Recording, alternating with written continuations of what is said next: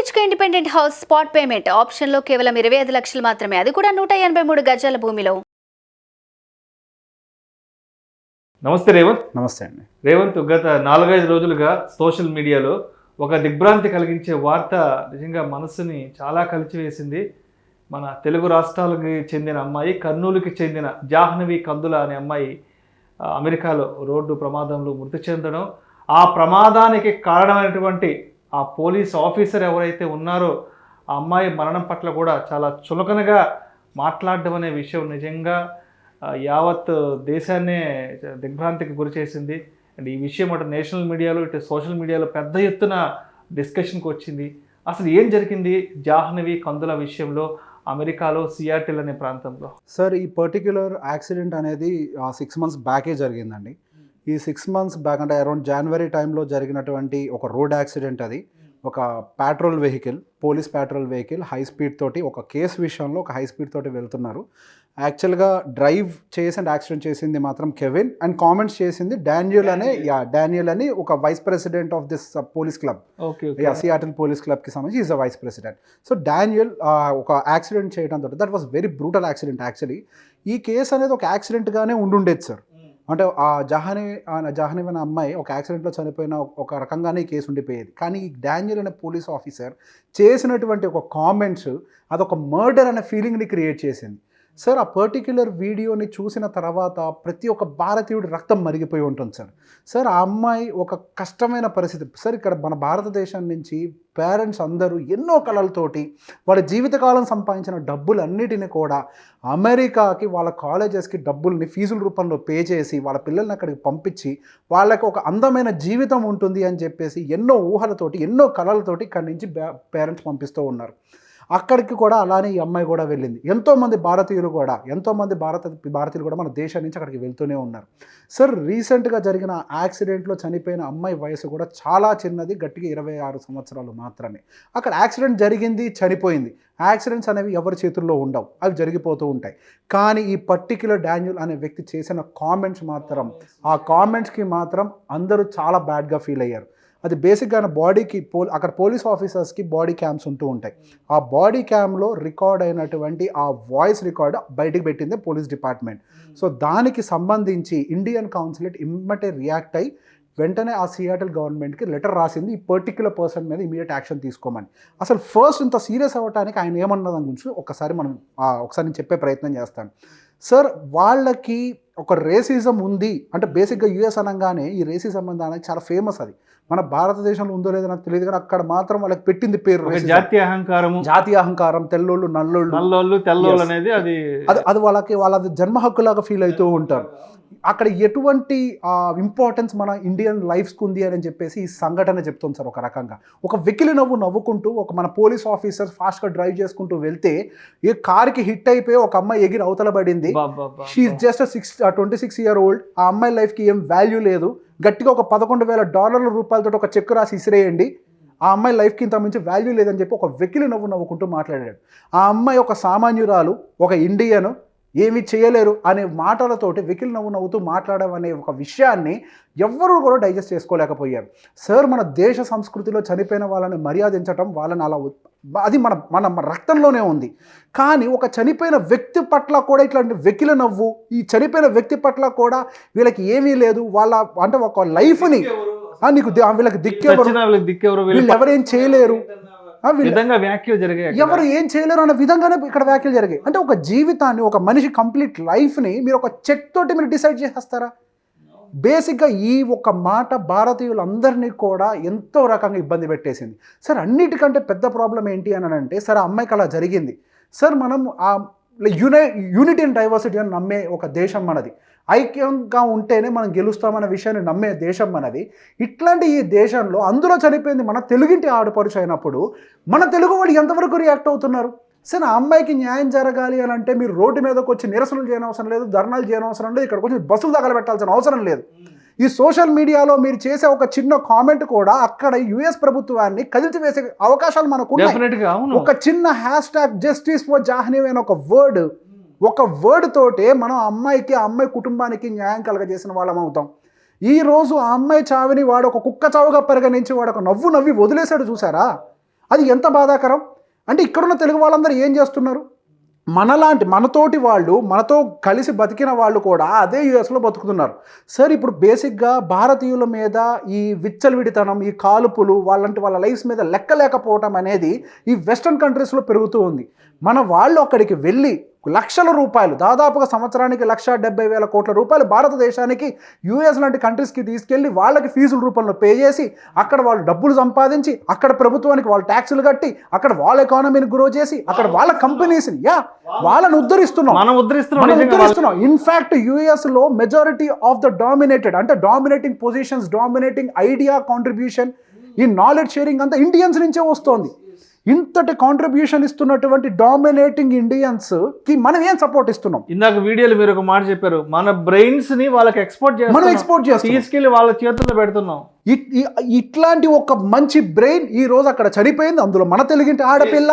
ఇప్పుడు మన media open చేసి చూస్తే పొలిటికల్ రిలేటెడ్ న్యూస్ సంబంధించి తప్పించి ఈ అమ్మాయికి సంబంధించి ఎవరు రియాక్ట్ అవుతున్నారు? వారం 10 రోజుల నుంచి చూస్తే అంటే ఎలా అయిపోయిందంటే న్యూస్ అంటే పొలిటికల్ అంటే న్యూస్ అంటే ఏదో రాజకీయాల్లో ఏవో కొంపలు మునిగిపోతున్నాయి, ఏదో రాజకీయ నాయకులు ఏదో దేశాన్ని ఉద్ధరించేస్తున్నారు, ప్రజలను ఉద్ధరించేస్తున్నారు అన్న లెక్కలో పొద్దుస్తమానము వార్త అంటే రాజకీయం. అంతేగాని అసలు దేశంలో ఏం జరుగుతుంది, దేశం బయట ఏం జరుగుతుంది, దేశ ప్రజలకు ఏం కావాలి, బయట దేశాల్లో ఉన్న ప్రజలు ఎటువంటి ఇబ్బందులకు గురవుతున్నారు, అక్కడ వాళ్ళకున్న సమస్యలు ఏంటనేది మీడియాలో కూడా కొన్ని ఛానల్స్ అసలు పట్టించుకునే స్థాయిని వాళ్ళు ఎప్పుడు మర్చిపోయారు. ఎంతసేపటికి రాజకీయం అరెస్టులు, ఇంకోటి ఇదే అయిపోయింది మీడియాకు కూడా. సార్ అదే ఒక యుఎస్ సిటిజన్ గనక మన ఇండియాలో ఏమైనా జరిగితే యుఎస్ గవర్నమెంట్ ఒట్టిగా వదిలిపెడుతుందా అండి?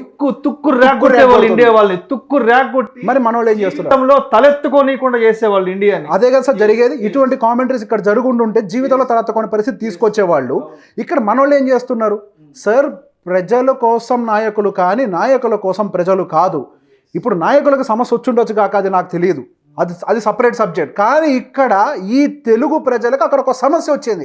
ఈ సమస్యని ఏ రకంగా పరిష్కరించేందుకు మీరు భారతదేశ ప్రభుత్వాన్ని ఎట్లా ప్రెషరైజ్ చేయబోతున్నారు? అక్కడ యుఎస్ గవర్నమెంట్ని భారతదేశ ప్రభుత్వం ఏ విధంగా ప్రెషరైజ్ చేయబోతోంది? ఈ అమ్మాయి చావుకి ఎటువంటి న్యాయాన్ని ఆ ప్రభుత్వం ఇచ్చేలాగా చేస్తోంది? ఇప్పుడు వాళ్ళ జీవితకాలం కష్టపడ్డ ఆ పేరెంట్స్కి మీరు ఏమి ఇవ్వగలుగుతారు రిటర్న్లో? లైఫ్లో అట్లీస్ట్ ఒక న్యాయం జరుగుతుందా? మీరిచ్చే $11,000 చెక్ వాళ్ళకి ఎందుకు పనికిరాదు? వాళ్ళ జీవితకాలం కష్టపడ్డది ఆ అమ్మాయి కోసం. ఆ అమ్మాయే లేనప్పుడు మీరు ఇచ్చే చెక్కులు ఎవరికి కావాలి? వాళ్ళకి కావాల్సింది న్యాయం. రేవంత్ ఇదే ఇన్సిడెంట్ అంటే ఎవరికి జరగకూడదు. ఇదే ఇన్సిడెంట్ కనుక ఫారినర్స్కి ఇక్కడ కానీ జరుగుంటే జీవితంలో మన భారతీయుల్ని అమెరికాలో అడుగుపెట్టనిచ్చేవాళ్ళు కాదు. ఇది ఖచ్చితంగా జరుగుతుందండి, ఇది ఖచ్చితంగా జరుగుతుంది. ఎందుకు? వాళ్ళంత స్ట్రాంగ్గా ఉన్నారు.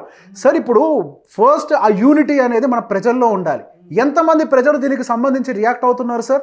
ఎక్కడ రియాక్షన్స్ లేదు. ఇన్ఫ్యాక్ట్ ఏం జరుగుతుందంటే ఈ పర్టికులర్ న్యూస్ హైలైట్ అవుతుంది అని చెప్పేసి ఏ సోషల్ మీడియా పేజెస్లో అయితే ఆ పోస్ట్ ట్రెండ్ అవుతుందో ఆ పోస్ట్ డిలీట్ చేసే ప్రయత్నం అక్కడ గవర్నమెంట్ చేస్తున్నాయి. డైవర్షన్ స్టార్ట్ అయిపోయింది, జనాలను డైవర్ట్ చేసే డిలీట్ చేస్తున్నాయి, ఎక్స్పెరిమెంట్ స్టార్ట్ అయిపోయింది. కానీ ప్రజలందరూ ఏకమైతే ఎంతటి ప్రభుత్వం అయినా ఎంత టెక్నాలజీ నీ దగ్గర ఉన్నా కానీ నువ్వు ఖచ్చితంగా దానికి యాక్షన్ తీసుకునే రేంజ్లో ప్రెషర్ పెట్టే కెపాసిటీ ప్రజల దగ్గర ఉంది. వాళ్ళు అక్కడే పోస్టులు డిలీట్ చేస్తున్నారు. ఎందుకు? సోషల్ మీడియాలో ఇది హైలైట్ అవ్వకూడదు, ఇది జనాల్లోకి వెళ్ళిపోతుంది, ఇది డిస్కషన్ లోకి వస్తుంది, ఇది డిస్కషన్ లోకి వస్తే రేపటి నుంచి ప్రజలు ప్రభుత్వాన్ని ప్రశ్నిస్తారు అన్న ఉద్దేశం. ఆ ఉద్దేశంతో నువ్వు ఒకే అకౌంట్ లో పోస్ట్ డిలీట్ చేస్తావు. ఇప్పుడు భారతదేశంలో ఉన్నటువంటి ఈ 130 కోట్ల మంది ప్రజలందరూ ఒక్కసారి నోరు విప్పితే ఎవరు నోరు మూయగలుగుతారు సార్? ఇది ప్రపంచవ్యాప్తంగా ఒక న్యూస్ కాదా? ఇక్కడ వాళ్ళ దగ్గర ఉన్నటువంటి రేసిజంకి సంబంధించి ఒక టాపిక్ అవ్వదా? అంటే ఇవన్నీ చూస్తే ఏమనిపిస్తుంది అంటే మన దేశానికి సంబంధించిన వాళ్ళకి, మన దేశానికి అక్కడ ఇంత అన్యాయం జరిగినా కనీసం ఎదురెళ్ళి ప్రశ్నించలేని అసమర్థమైన నాయకులు, పాలకులు ఇక్కడ ఉన్నారు. Exactly sir. అసమర్థమైన నాయకులను, పాలకుల్ని ఎన్నుకున్న మనమే ప్రశ్నించాల్సిన అవకాశం కూడా మనకే ఉంది. ప్రశ్నించటం మన హక్కు, ప్రశ్నించండి. ఇప్పటిదాకా ఎటువంటి యాక్షన్ యుఎస్ గవర్నమెంట్ తీసుకుందో కాదు, ఇండియన్ గవర్నమెంట్ ఎటువంటి ప్రెషర్ని క్రియేట్ చేస్తుందో అక్కడ. ఈ సో కాల్డ్ అలయన్స్లు ఇవన్నీ కాదు. ఆర్థికంగా ఓకే, ఈ ఆర్థిక అభివృద్ధులు, భారతదేశ అభివృద్ధులు ఇవన్నీ కూడా దేశ ప్రజల కోసమే, దేశ ప్రజల సంరక్షణ కోసమే, వాళ్ళ బాగోగుల కోసమే. ఈరోజు అటువంటి ఒక దేశ ప్రజల యొక్క సంరక్షణ విషయంలో ఒక సమస్య ఎదుర్కొన్నాం ఒక దేశంలో, that to with a friendly nation. ఆ ఫ్రెండ్లీ నేషన్లో ఒక ఫ్రెండ్లీ నేషన్ తోటే మీరు ట్యాకిల్ చేయాలనే కండిషన్లో మీరు పెద్ద పెద్ద విషయాన్ని ఎట్లా హ్యాండిల్ చేస్తారు?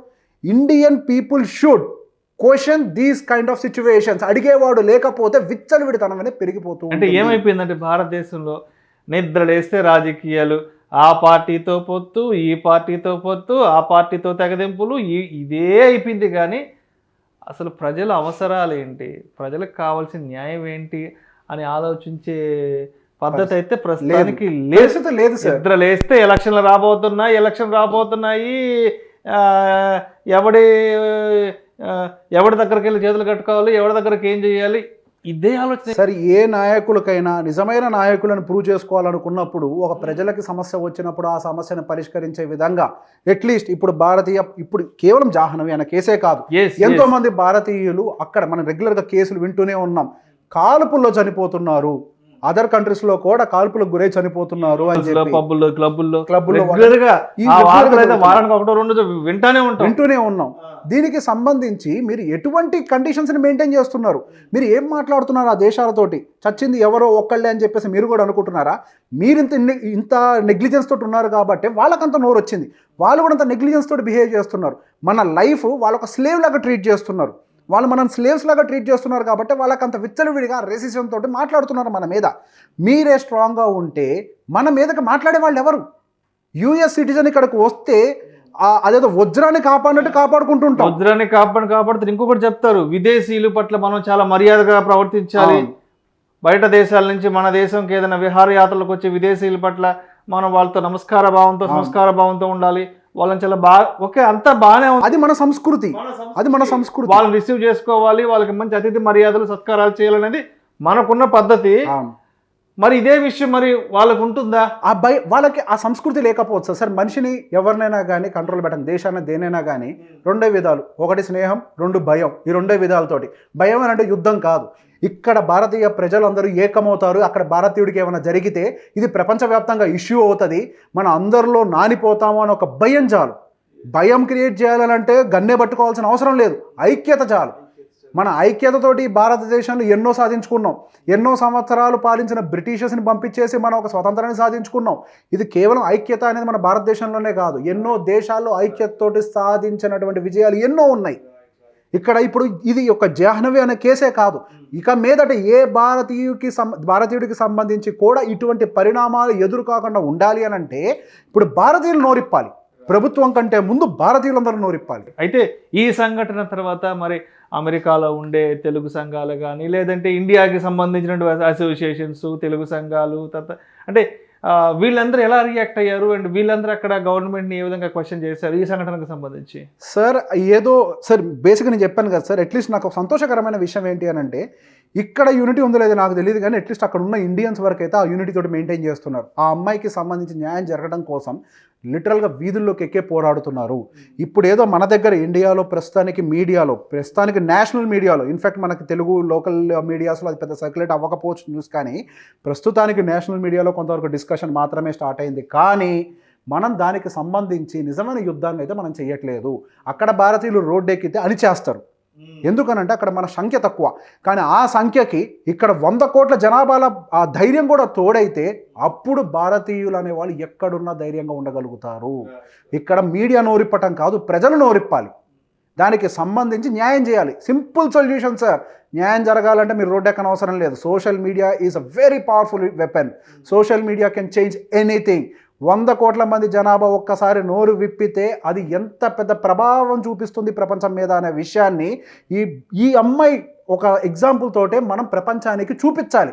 We are with every Indian. వాళ్ళు ఎక్కడ ఏ దేశంలోనైనా ఉండనివ్వండి, మనం చిన్నప్పటి నుంచి every Indian is my brother and sister అని చెప్తూనే ఉన్నాం. Indians are my brothers and sisters అని చెప్తూనే ఉన్నాం. భారతీయులందరూ నా సహోదరులను చెప్తూనే ఉన్నాం. మరి దాన్ని ఎక్కడ చూపిస్తున్నాం మనం? ఎవరో చనిపోయారు మనకేంటి అన్నట్టుగా ఇంట్లో కూర్చొని టీవీ పెట్టుకొని పొలిటికల్ న్యూస్ చూస్తే ఏం ప్రామిస్ చేశారు సార్? చిన్నప్పటి నుంచి ప్రమాణం చేసి చెప్పాం కదా సార్. మరి మీరు ఏం ప్రమాణాన్ని నిలబెట్టుకున్నారు? ప్రమాణాన్ని నిలబెట్టుకోండి, మీరేం రోడ్లెక్కి చేయనవసరం లేదు. సో రేవంత్, మరి జాహ్నవి కందుల విషయానికి సంబంధించి మన తెలుగు రాష్ట్రాల నుంచి ఎవరైనా నాయకులు ఏదైనా స్పందించారా ఈ ఘటనకు సంబంధించి? ఆ అమ్మాయి కుటుంబానికి న్యాయం చేసేందుకు? దీనికి సంబంధించి గవర్నమెంట్స్ అయితే రియాక్ట్ అయ్యే ప్రయత్నం చేస్తున్నాయండి. ఆల్రెడీ మనకి ఏపీ సీఎం జగన్మోహన్ రెడ్డి గారు కేంద్రానికి లెటర్ రాశారు, రిప్రజెంటేషన్ అయితే ఇచ్చారు. దీనికి సంబంధించి కొంత ప్రెషర్ యుఎస్ గవర్నమెంట్ మీద బిల్డ్ చేయండి అని చెప్పి, అండ్ అలాగే అక్కడ ఉన్నటువంటి మన యుఎస్ కాన్సులేట్ కూడా అక్కడ లోకల్ గవర్నమెంట్స్ మీద ఈ ప్రెషర్ బిల్డ్ చేసే ప్రయత్నం అయితే చేస్తోంది. రాజకీయ విషయాల మీద ఉన్న ఆసక్తి మరి ఏ విషయం మీద ఉండదు. నిద్ర లేస్తే పొలిటికల్ బ్రేకింగ్ న్యూస్ వింటే ఆ రోజు హ్యాపీగా ఉంటుంది. ఆ రాజకీయ నాయకుడిని ఏం చేశారు, ఈ రాజకీయ నాయకుడిని ఏం చేస్తారు, వాళ్ళు ఏం తింటున్నారు, వీళ్ళు ఏం తింటున్నారు, ఈ బ్రేకింగ్ల మీదే ఆసక్తి, ఈ బ్రేకింగ్ల మీదే రోజంతా దృష్టి ఉంటుంది. కానీ ఇలాంటి విషయాల మీద ఎవరికి దృష్టి ఉండదు. అటు మీడియాకి దృష్టి ఉండదు, ఇటు జనాలకి దృష్టి ఉండదు. ఉండాలి సార్ దేన్నైనా మార్చే కెపాసిటీ, దేన్నైనా కానీ మార్చే కెపాసిటీ ప్రజలకే ఉంది. ప్రభుత్వమైనా మార్చగలరు, మీడియా మైండ్ సెట్నైనా మార్చగలరు. ప్రజలకు కావాల్సింది ఏంటి అనేది మీడియా టెలికాస్ట్ చేస్తుంది. మీరు కావాల్సింది ఏంటో మీరు కోరుకోండి. ముందు మీకు కావాల్సింది కరెక్ట్ అయిన న్యాయమైనది, మీ భద్రత, వాటికి సంబంధించి కోరుకోండి. ఇప్పుడు ఆ అమ్మాయే కాదు, మీ తోటోళ్ళు, నీతో చదువుకున్నోళ్ళు, మీ స్నేహితులు, మీ ఇంట్లో వాళ్ళు, మీ బంధువులు చాలామంది ఇప్పుడు విదేశాల్లో సెటిలే పనిచేస్తున్నారు. ఇటువంటి పరిస్థితి రానున్న రోజుల్లో ఎవరమైనా ఎదుర్కోవచ్చు. ఇది మన ఇక మీద ఎదుర్కోకుండా ఉండాలి అని అంటే you change your mindset, everything will change automatically. Thank you so much Revanth. Jahnavi Kandula కుటుంబానికి న్యాయం జరగాలని, అమ్మాయి పవిత్ర ఆత్మకు శాంతి జరగాలని మనస్ఫూర్తిగా కోరుకుందాం రేవంత్.